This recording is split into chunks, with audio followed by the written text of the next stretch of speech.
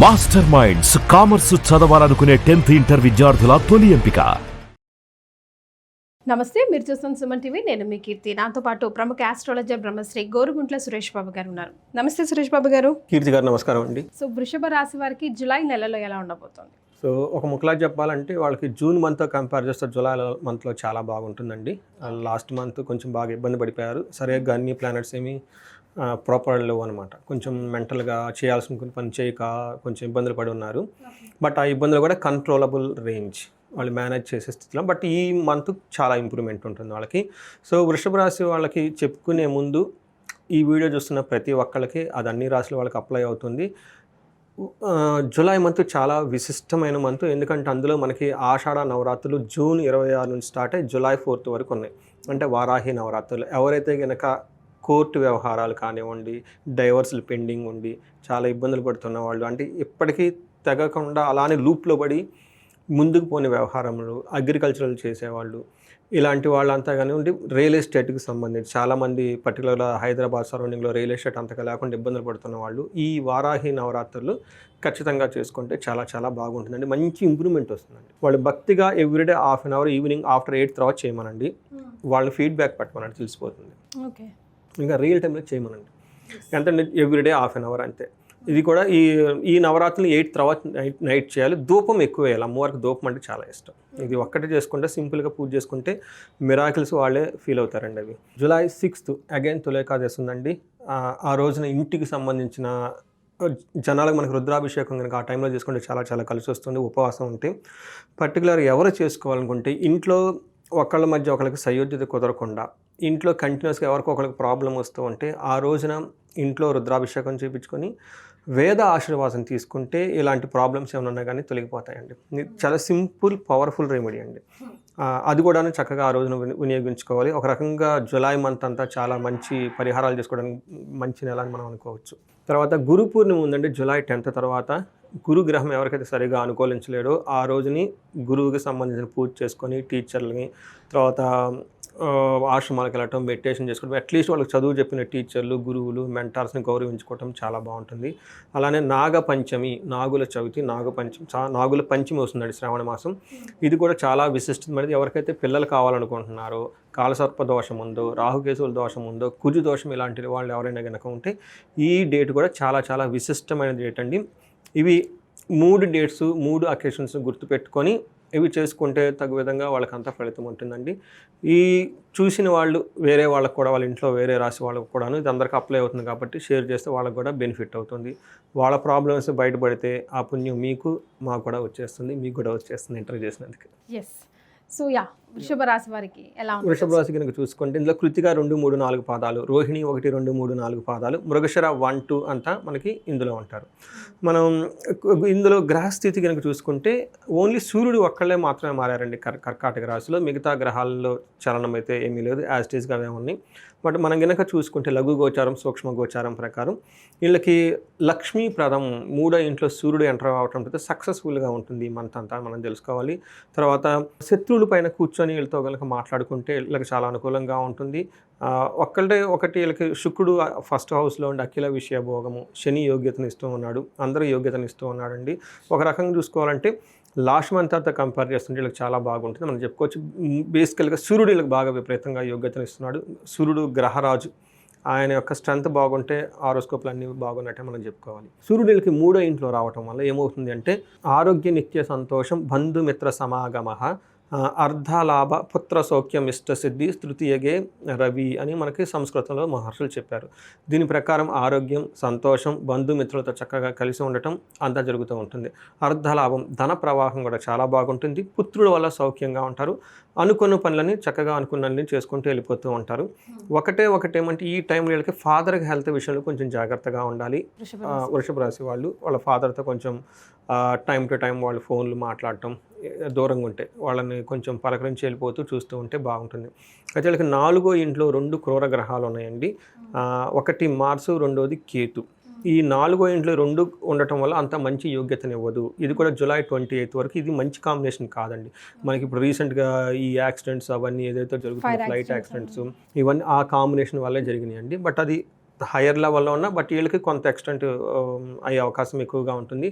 మనకేం చెప్తారంటే 4వ ఇంట్లో కుజుడు ప్లస్ కేతుతో ఉండటం వల్ల భాగ్యహాని, భయం, క్రూరం, బంధువైరం, ధనక్షయం అని చెప్తారు. అంతేకాకుండా రోగ పీడాది సంతాపం, చతుర్థ స్థానికే కుజ ప్లస్ వాళ్ళతో పాటు కేతు ఉండటం వల్ల ధనానికి డబ్బు కలుగుతుంది, భయం పడే అవకాశాలు ఎక్కువగా ఉంటుంది, బంధువులతో గొడవలు వచ్చే అవకాశం ఎక్కువగా, ధనం కూడా కోల్పోతారు. తర్వాత రోగ పీడాది సంతాపం, సో అనవసరంగా హెల్త్ కాంప్లికేషన్ వల్ల ఒక డైలమాలో లూప్లో పడినట్లు ఉంటుంది. వీరిద్దరు కాంబినేషన్ ఉంటే చెడే కానీ మంచిది జరగదు, ఇది అట్టి పరిస్థితులు జరగదండి. అసలు ఇది డెడ్లీ కాంబినేషన్ అండి. అసలు అంటే ఈ మూమెంట్లో చెప్పకుండా భయపడతారు. అంటే మండేన్ ఆస్ట్రాలజీ అని ఉంటుందండి, ఇది హయ్యర్ లెవెల్లో జరుగుతుంది. ఇట్స్ హైలీ అవాయిడబుల్ అండి ట్రావెల్ చేయటం. కానీ చూసాం కదండి ఫ్లైట్ రీసెంట్గా ఎంత జరిగిందో. అవి కాకుండా మనకి ఇప్పుడు వారు అణుబాంబులు అవన్నీ ఇవన్నీ చూడండి, అంటే టోటల్గా ప్రపంచం అంతా మండిపోతున్నట్లు ఉంది చూడండి, ఎక్కడ పెట్టినా వార్లే అన్నట్లు ఉంటుంది. మనకి ఇరాన్ మీద సడన్గా వీళ్ళు ఇజ్రాయెల్ వచ్చేసి బాంబులు వేయటం, మళ్ళీ ఇప్పుడు ఏదో అమెరికా మళ్ళీ వచ్చేసి ఏదో బంకర్ బాంబులు చేస్తున్నారని, చూడండి ఆ బాంబులు బ్లాస్టింగ్లు ఫ్లైట్లు అది. బట్ ఇది హయ్యర్ లెవెల్, బట్ ఇండివిజువల్ లెవెల్లో కొంతవరకు వీళ్ళకి అవుతుంది ఒక్కొక్క రాశిని బట్టి. వీళ్ళకి ఇండివిజువల్ లెవెల్లో బంధువులకు సంబంధించిన విషయాల్లో ఎక్కువగా ఎఫెక్ట్ అవుతుంది. అయితే ధన ప్రవాహం బాగుంటుంది, మానసిక ఒత్తిడి అధికంగా ఉంటుంది, కొంచెం గమనించుకోవాలి. అయితే శుక్రుడు వీళ్ళకి 12వ ఇంట్లో ఉండటం వల్ల, 6వ ఇంట్లో ఉండటం వల్ల ఇది కూడా అంత మంచి పొజిషన్ కాదు అని చెప్పుకోవాలి. వీళ్ళకి ఏమంటే శస్త్రపీడ, చోర బాధ, అతి క్లేశ, మహద్భయం, కృషి రవ్యాది సర్వ విఘ్నంషాద్ ద్వాదశగే భృగో అని మనకు చెప్తూ ఉంటారు. భృగు అంటే శుక్రుడు 12వ ఇంట్లో ఉండటం వల్ల ఏమవుతుందంటే ఆయుధ పీడ, చోర భయం, అన్ని కార్యాల్లో విఘ్నాలు కలుగుతూ ఉంటాయి అని చెప్తూ ఉంటారు. డిసీజెస్ వచ్చే అవకాశం ఎక్కువగా ఉంటుంది వీళ్ళకి. ఇవి కూడా గుప్త రోగాలు అంటారు కదండి, వెనరల్ డిసీజ్ అంటారు, ఇవి వచ్చే అవకాశం ఎక్కువగా ఉంటుంది. కొంచెం జాగ్రత్తగా ఉండాలి. బట్ జూన్తో కంపేర్ చేస్తే ఈ మంత్ కొంచెం చాలా బెటర్. రైట్. మరి నక్షత్రాల ప్రకారం వీరికి ఎలా ఉంటుందండి? నక్షత్రం ప్రకారం కనుక చూసుకుంటే ఫస్ట్ కృతిక, రోహిణి, మృగశిర. కృతిక నక్షత్రం వాళ్ళకి ఐశ్వర్యవంతంగా ఉంటుంది, జయప్రదంగా ఉంటుంది. సో ఏ ప్రయత్నం చేసినా కానీ సక్సెస్ అయితే వస్తుంది. చక్కగా పార్టీలు, ఫంక్షన్లు అన్నీ చేస్తూ ఉంటారు. ఒకటే ప్రాబ్లం, వీళ్ళకి బంధించబడినట్లు ఉండే పరిస్థితి ఉంటుంది.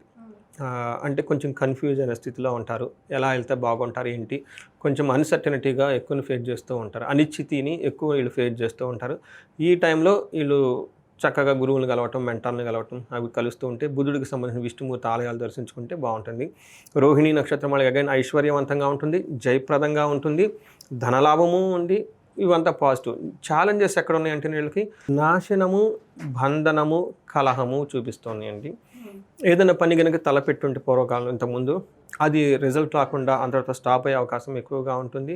తర్వాత కలహం, గొడవలయ్యే అవకాశం ఎక్కువగా ఉంటుంది, బంధించబడినట్లుండే సిచ్యువేషన్ ఎక్కువగా ఉంటుంది. సో మృగశిర నక్షత్రం వాళ్ళకి కనుక చూసుకుంటే ఐశ్వర్యవంతంగా ఉంటుంది, ధనలాభం ఉంటుంది, మృష్టాన్న భోజనం ఉంటుంది. వీళ్ళకి ఛాలెంజెస్ కలహము, నాశనం. సో ఎప్పుడవుతుందంటే అండి, మనకి ఏదైనా రాంది పోయినప్పుడే మనం వీళ్ళతో గొడవలు పడుతూ ఉంటాం. సో ఒక ఈవెంట్గా ట్రీట్ చేయాలి, అది పోయిందని దానికి రెస్పాన్సిబుల్ వేరే వాళ్ళని మనం సహజంగా అనుకుంటాం. బట్ జ్యోతిష శాస్త్రం ప్రకారం ఆల్ ఆర్ ఇండిపెండెంట్ ఈవెంట్స్. చాలామంది నాకు కాల్ చేసుకోవడం అడుగుతండి, అండి నాకు జాబ్ వచ్చిన తర్వాత పెళ్లి చేసుకోవాలా లేకుంటే ఎలా అని. దానికి దీనికి సంబంధం లేదు, పెళ్లి చేసుకోండి, జాబ్. ఇది వచ్చిన తర్వాత అది ఇది రందు, దానికి దీనికి సంబంధం ఏం లేదు. జ్యోతిష శాస్త్రంలో all are independent events, it happens అంతే, ఒకదానికి కూడా సంబంధం లేదు. అయ్యో నేను ఈ 3 సంవత్సరాలు పెళ్లి ప్రేమించాను, పెళ్ళి అయిన తర్వాత గొడవలు అవుతున్నాయి అంటే దీనికి దానికి సంబంధం ఏం లేదు. A great lover may not be a great husband, a great husband may not be a great lover. All are independent. ఇక్కడ తిరిగేశారని ఆ తర్వాత వదిలేదంటే అది కాదు. అంటే హస్బెండ్ అయిన తర్వాత ఎనర్జీ మారిపోతుంది. కరెక్ట్. సో ఇది వృషభ రాశి వాళ్ళకి పాజిటివ్గా ఉంది, కొన్ని ఛాలెంజెస్గా ఉన్నాయి. ప్లస్ ఇంకా నక్షత్రం ప్రకారం కనుక చూసి కృతికా నక్షత్రం వాళ్ళు కొంచెం జాగ్రత్తగా ఉండాలి. వీళ్ళు రాంగ్ డెసిషన్ తీసుకునే అవకాశం ఎక్కువగా ఉంటుంది. పర్టికులర్గా ట్రాన్సాక్షన్స్ చేసేటప్పుడు బుధుడి వల్ల, కేతు వల్ల లత్తా ఉండటంతో బుద్ధి నాశనం, రాంగ్ డెసిషన్ తీసుకుంటారు. రోహిణి నక్షత్రం వాళ్ళకి కార్యహాని, ఏదైనా కనుక పని చేస్తే ఆ పని తలపెట్టిన పనిలో సరిగ్గా రిజల్ట్ రాకుండా డైవర్ట్ అయ్యే అవకాశం ఎక్కువగా ఉంటుంది. రిజల్ట్ కొంచెం జాగ్రత్తగా ఉండటం ఎంతైనా అవసరం. మిగతా అంతా అన్ని విషయాల్లో బాగుంది. ఈ రాశి వాళ్ళకి ఇంకా చక్కగా ఉండాలని చెప్పేసి మనం దేవుడిని ప్రార్థించుకుందాం. డెఫినెట్గా ఎలాంటి రెమెడీస్తో ప్రార్థించుకోవచ్చు? సో వీళ్ళకి బేసికల్ ఏమంటేనండి, 4వ ఇంట్లో ఉండటం వల్ల సౌఖ్యానికి సంబంధించిన స్థానం కాబట్టి వీళ్ళకి గురువుల్ని ధ్యానం చేసుకుంటే చాలా బాగుంటుంది. విష్ణుమూర్తికి సంబంధించిన ఆలయాలు దర్శించుకుంటే చాలా బాగుంటుంది. ఇవి కాకుండా హెల్త్ కనుక ఎవరికైనా బాగా లేకపోతే అమృత మృత్యుంజయ పాశుపత అభిషేకం చేయించుకున్నా చాలా బాగుంటుంది. తర్వాత నవగ్రహాల చుట్టూ తిరిగితే ఇంకా చాలా బాగుంటుంది. ప్లస్ ఎవరికైనా ధనంతో బాధపడుతూ ఉంటే కుబేరు పాశుపతాభిషేకం చేసుకోవటం, భార్యాభర్తల మధ్య అన్యోన్యత కనుక సరిగా లేకపోతే అన్యోన్య దాంపత్య పాశుపతాభిషేకం. చూడండి, తెలుగు వాళ్ళకి పాశుపతాభిషేకాలు చాలా బాగా వర్క్ అవుతాయండి. ఎందుకంటే అర్జునుడు అంత గొప్పవాడు ఇక్కడికి వచ్చి ఇంద్రకీలాద్రి మీద తపస్సు చేసి పాశుపత అస్త్రాన్ని ఇక్కడే పొందాడు. మరి అంటే మన తెలుగు వాళ్ళ నేలే పాశుపతాలు విపరీతంగా పనిచేస్తాయి, చాలా ఈజీగా పనిచేస్తాయి. అందుకని నేను ఎక్కువ పాశుపతాలు ప్రమోట్ చేస్తూ ఉంటాను. ఎందుకంటే మన దగ్గర ఉన్న పాశుపతం మనం చేయకపోతే ఇంకెవరు చేస్తారు? అంతే కదండి. ఎక్కడెక్కడో మంత్రాలు తెచ్చుకునే బదులు మన ఇక్కడ ఉన్న చేసుకుంటే మనకేమవుతుందంటే, మన పక్కన శ్రీశైలము, విజయవాడ కనకదుర్గమ్మ, తిరుపతి వెంకటేశ్వర స్వామి, ఎన్ని గొప్ప గొప్ప గుళ్ళు ఉన్నాయండి. మనకి శాస్త్రాలు ఏం చెప్పారంటే, మన ఇంటి దేవుడికి మించిన గొప్ప దేవుడు ఇంకొకడు ఉంటారండి. మన కులదేవతకు మించిన గొప్ప దేవత ఇంకొకరు ఉండరండి. మనం వీళ్ళని వదిలేసి ఎక్కడెక్కడికో పోయి ఏదేదో చేసేది కాదండి. మన ఇప్పుడు నేనే ఉన్నాను అనుకోండి, నేను వెళ్ళిన గుడికి మా నాయనమ్మ, మా ముత్తనాయనమ్మ అందరూ వాళ్ళు ప్రార్థించారు కదండి, కొబ్బరికాయలు కొట్టారు, మా సంతానం బాగుండాలి మొక్కున్నారు కదా. సో మనం అక్కడికి వెళ్ళిపోతే వాళ్ళు హ్యాపీ ఫీల్ అయిపోతారు కదా. సో మనం ఎక్కడికెక్కడికి వెళ్ళిన అవసరం, అందుకని మనకు దగ్గర ఉన్న గుళ్ళు చక్కగా విజిట్ చేసుకుంటే చాలా బాగుంటుందండి. చాలా సంతోషం అండి. ధన్యవాదాలు. ధన్యవాదాలు.